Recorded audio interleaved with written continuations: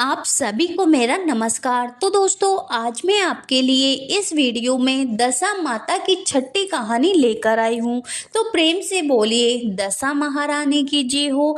दोस्तों, एक समय की बात है, एक गांव में एक देवरानी और जेठानी रहती थी। उनके कोई संतान नहीं थी।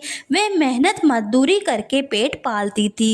एक दिन सवेरे सवेरे गांव में आग लेने गई, परंतु किसी ने उनको आग नहीं दी। उस दिन गांव भर में दशा रानी का पूजन था। दोनों घर आकर कहने लगी, आज तो गांव भर में दशा रानी का पूजन है, कोई आग नहीं देता, क्या किया जाए। आखिर जेठानी बोली कि कुछ हानि नहीं, आज हम लोग भी व्रत सही, शाम को जब आग मिलेगी तब रसोई बनाकर भोजन कर लेगी। संध्या के समय जेठानी अपनी एक पड़ोसन के घर आग लेने गई और पूछा कि दशा रानी का पूजन करने से क्या होता है। उसने जवाब दिया कि जिस बात की इच्छा करे गंडे लिए जाए वह इच्छा पूर्ण होती है। तब जेठानी बोली कि बहन, अब की बार जब गंडे पड़े तब मैं भी गंडा लूंगी। जेठानी आग लेकर पड़ोसन के घर से बाहर ही निकली थी कि गाय चरा कर आती हुई दिखाई दी। गवाला पीछे पीछे आ रहा था। उसके कंधे पर एक बछड़ा था और एक गाय उसको चारती हुई उसके पीछे पीछे आ रही थी। पड़ोसन ने पूछा, भैया तुम्हारी गाय क्या पहली बार ब्याई है या दूसरी या तीसरी बार? उसने कहा, पहली बार। पुणे स्त्री ने पूछा कि बछड़ा है या बछिया? गवाले ने जवाब दिया, बछड़ा है। तब पड़ोसन ने जेठानी से कहा, लो अब घर जाकर दशा रानी का गंडा ले लो, 9 दिन तक कहानी कथा सुनना, 10वें दिन सिर से स्नान करके पूजन करना। दशा रानी तो 10 दिन के भीतर ही तुम्हारी इच्छा मनोकामना पूर्ण कर देगी। उसने घर जाकर अपनी देवरानी को यह बात बताई। दोनों ने दशा रानी के गंडे लिए, मनौती मांगी कि हमारी संतानें पैदा होगी तो हम सुहागिने न्योत कर विधि विधान से व्रत पूर्ण करेगी। देवरानी जेठानी दोनों ही गर्भवती हो गई। 9 महीने 9 दिन के बाद ही दोनों के गर्भ से 2 सुंदर बालक जन्मे। देवरानी ने कहा कि लड़के होने पर जो सुहागिने न्योतने की मन्नत मांगी थी उनको न्योत देना चाहिए। जेठानी ने कहा कि अभी ऐसी क्या जल्दी पड़ी है, जब लड़के बड़े होंगे उनकी सगाई होगी उसी समय सुहागिने न्योत देंगे। लड़के बड़े हो गए, उनकी सगाई संबंध पक्की हो गई, फिर भी जेठानी ने सुहागिने नहीं न्योती। उसने कहा, जिस दिन लड़कों की भवरे पड़े उसी दिन सुहागिनी न्योत कर उत्सव के साथ पूजा की जाएगी। तब देवरानी बोली कि बहन तुम चाहो तब करना, पर मैं तो मंडप के दिन ही सुहागिनी न्योतूंगी। देवरानी ने जैसा कहा वैसा ही किया। उसने मंडप के दिन सुहागिनी न्योत दी, परंतु जेठानी ने कुछ भी परवाह नहीं की। बारात सजाकर दोनों दूल्हे ब्याहने के लिए चल दिए। जिस लड़के के माता ने मंडप के दिन सुहागिने न्योती थी उसका तो विवाह बड़ी धूमधाम से पूर्ण हो गया, परंतु जिसकी माता ने सुहागिने नहीं न्योती थी उसको ठीक भवरों के समय दशा रानी बीच मंडप से हरकर ले गई। दूल्हे को एकदम गायब होते देखकर वर कन्या दोनों पक्षों में हाहाकार मच गया। लड़की की माता बड़े संकट में पड़ गई कि अब यह अधब्याही लड़की किसके सर मंडी जाएगी। पास पड़ोस की चतुर स्त्रियों ने लड़की की माता को समझाया और ब्याह का जो सीधा सामान बचा हुआ था उसे उसी लड़की के हवाले कर दिया। लड़की मांगते भिखारी को सदावत देने लगी। एक दिन एक साधु तीर्थ यात्रा करता हुआ उसी गांव की ओर आया। गांव से बहुत दूर घने जंगल में एक बड़ा पीपल का पेड़ था। लोग उस पेड़ को पारस पीपल कहते थे। उसी पेड़ में दशा रानी का वास था। साधु चलता चलता शाम को उसी पेड़ के नीचे ठहर गया। वहां अंधेरा हो गया।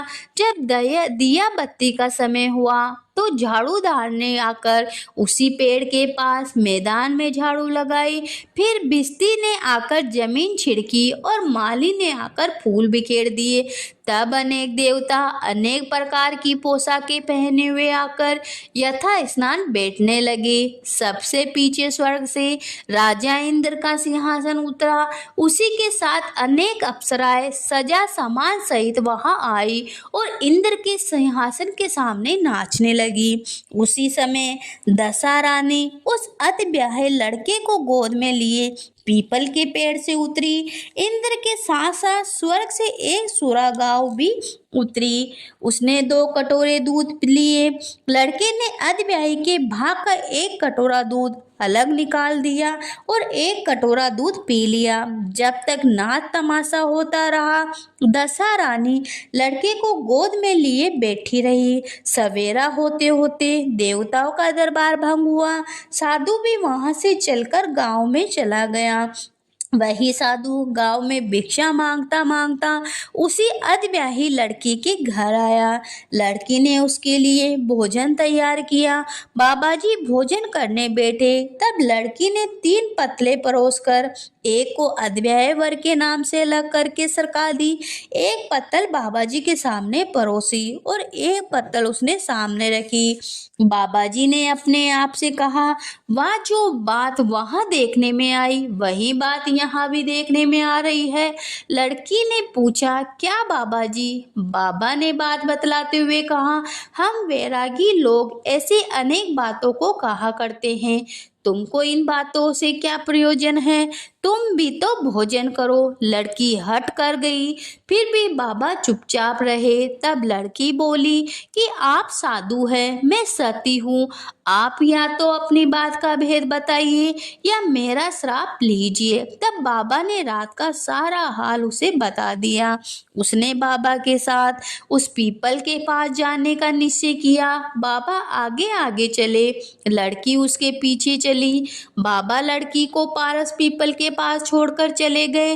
जब संध्या हुई तब नित्य की तरह झाड़ूकार ने झाड़ू लगाई, बिस्ती ने जमीन छिड़की, माली ने फूल बिखराए, राजा इंद्र और परियों का नाच गाना होने लगा। उसी समय दशा रानी पीपल से उतरकर दरबार में बैठी। लड़के ने सुरा गाय से दूध लिया और उसने अधब्याही का कटोरा अलग रखकर जो ही अपना कटोरा मुंह से लगाया त्यों ही लड़की कटोरा में हाथ में लेकर वर के सामने आ गई। वह बोली कि अपना भाग लेने के लिए मैं उपस्थित हूँ, सेवा भी करूँगी। तब वह बोला, मैं तो दशा रानी की सेवा में रहता हूँ, अभी मुझे दरबार में जाकर उन्हीं की गोद में बैठना होगा। यदि तुम मुझको चाहती हो तो दशा रानी को प्रसन्न करके उनसे मुझको मांग लो। लड़का दशा रानी की गोद में जाकर बैठा। लड़की अप्सराओं के साथ नाचने लगी। जब सवेरा हुआ तब दशा रानी ने कहा, यह नई नाचने वाली लड़की बहुत नाची है। उन्होंने कहा, मैं तुमसे प्रसन्न हूँ, मांग जो कुछ मांगना हो। लड़की ने दशा रानी से वचन ले लिया कि मैं जो मांगू सो पाऊं। तब उसने दौड़कर अपने पति को पकड़ लिया और कहा, मुझे यही चाहिए। दशा रानी ने कहा, तूने मांगा तो बहुत, परंतु मैं वचन दे चुकी हूँ, इस कारण तेरा वर तुझे देती हूँ। राजा इंद्र ने दशा माता से पूछा कि भगवती, यह सब क्या भेद है, जरा मुझे बताइए। तब दशा रानी बोली कि यह लड़का मेरे ही वरदान से पैदा हुआ है। इसकी माता ने मन्नत मांगी थी, जब लड़का पैदा होगा तो सुहागिनों का न्योता दूंगी, परंतु उसने आज तक अपना वचन पूरा नहीं किया। इसी कारण मैं अपने दिए हुए बालक को विवाह मंडप से हरकर लाई। यही इसकी अधब्याही स्त्री है, परंतु पतिव्रता है।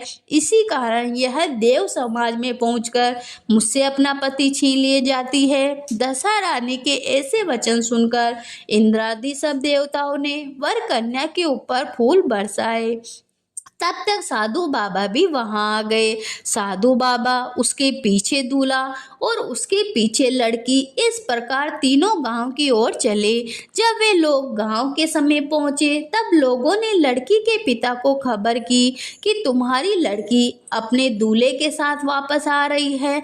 जिस दिन से लड़की चली थी प्रथम तो उसी घड़ी से वह लज्जा के मारे घर से बाहर नहीं निकली थी। जो जो और भी लड़की नई बातें सुनने में आई तो उसने किवाड़ दरवाजा बंद कर दिया। उसने समझा लड़की बाबा के साथ साथ आ रही है, उसी संबंध में लोग मेरा उपवास कर रहे हैं। किंतु जब गांव के गणमान्य और प्रतिष्ठित लोगों ने भी उससे वही बात की तब वह बाहर आया, और जब उसने दरवाजे पर सचमुच लड़की के साथ दामाद को खड़ा देखा तो उसकी प्रशंसा का पार ही नहीं रहा। लड़की ने अपनी माता से कहा कि पहले वर के घर सुहागिनों को नोत कर बारात यहाँ आनी चाहिए। अतः लड़की के पिता ने लड़के के घर खबर भेजी। वहां सुहागिनों को नोत कर बारात चली। बड़ी धूमधाम से विवाह हुआ। वर वधू दोनों अपने घर गए।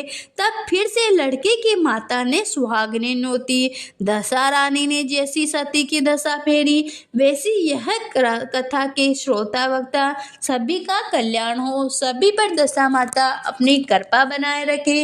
तो प्रेम से बोलिए दशा रानी की जय हो।